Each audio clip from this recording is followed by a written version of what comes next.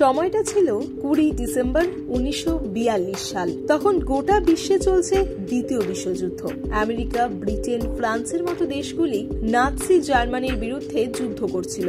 এদিকে জার্মানির পক্ষ নিয়েছিল জাপান ও ইতালি। সে সময় ভারতের কলকাতা ছিল ব্রিটিশদের শক্তপোক্ত একটা ঘাঁটি। 1942 সালের 20 ডিসেম্বরের সেই রাতে কলকাতার মানুষ তখন সবেমাত্র ঘুমোতে গিয়েছিল। ঠিক তখন হঠাৎ জাপানি যুদ্ধ বিমানগুলি শহরের উপর ঘোরাফেরা করা শুরু করে এবং কিছুক্ষণের মধ্যেই বোমা বর্ষণ করে। এলিফ্যান্টাই গার্ডেন থেকে সেন্ট জন চার্চ পর্যন্ত ধূলিসাৎ হয় সবটা। কলকাতার বিখ্যাত হাওড়া ব্রিজ ছিল জাপানি সেনার মূল লক্ষ্য। সেই সময় হাওড়া ব্রিজ ছিল বিশ্বের তৃতীয় বৃহত্তম সেতু এবং এর ঠিক পাশেই ছিল একটি বন্দর।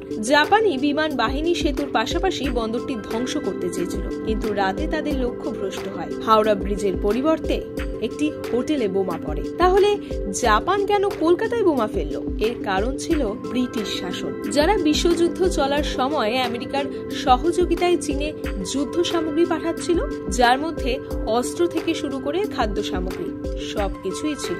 ভারত থেকে প্রচুর মালপত্র পাঠানো হচ্ছিল এবং তা কলকাতা হয়ে চীনে গিয়েছিল। যেহেতু চীন জাপানের কট্টর শত্রু ছিল, তাই ভারতের মাধ্যমে সরবরাহ পাঠানো অগ্রহণযোগ্য ছিল। তাই জাপান এই সাপ্লাই চেইন ভেঙে দিতে কলকাতায় আক্রমণ করে। 20 ডিসেম্বর মধ্যরাতে হামলার পরদিন জাপানি বিমান বাহিনী প্রকাশ্যে শহরটিতে বোমা বর্ষণ করলে তখন ব্রিটিশ সরকারও কিন্তু সতর্ক হয়ে যায়।